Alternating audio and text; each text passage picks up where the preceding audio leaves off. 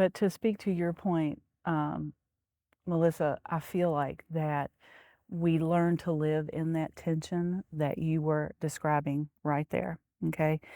The tension of what was and what is.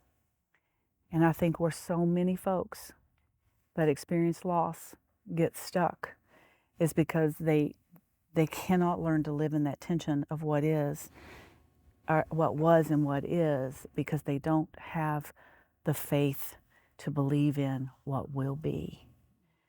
And because we know, based on scripture, that the breath of life is the spirit, right? When God created Adam, he breathed the breath of life into Adam. When we die, God retains the spirit. When Jesus died on the cross, unto you, Father, I commend my spirit. We know that God takes back that breath of life. And so what that looks like, I know he's in the third heaven because we know that's where God resides. What form that looks like, I don't know, but Andrew's not dead, okay? He lost his earth suit, right? He lost his physical body, but he is very much alive, more alive than he's ever been. And that's in my future. So Andrew is not in only my past. Andrew is in my future.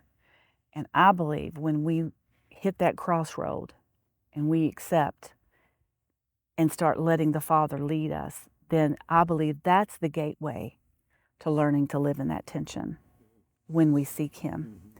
Then I believe we can reach a place where we begin to honor their memories.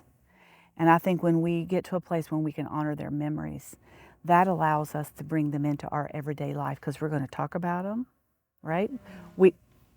We don't put them in a box, and put the lid on it like our culture. America is like this death-denying culture that says once they die, you put them in a box, you put it away, you don't talk about it anymore because people's mortality scares them to death.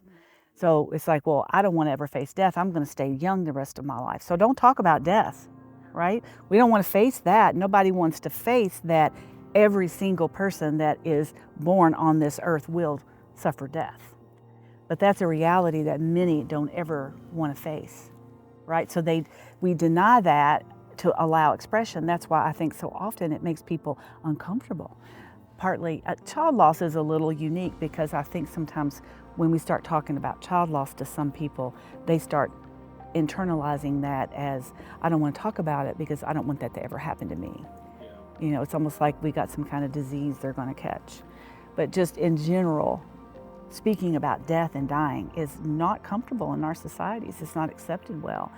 People get all tense and nervous, and a lot of it has to do with they don't know what to say, and that's okay. It's okay to not know what to say.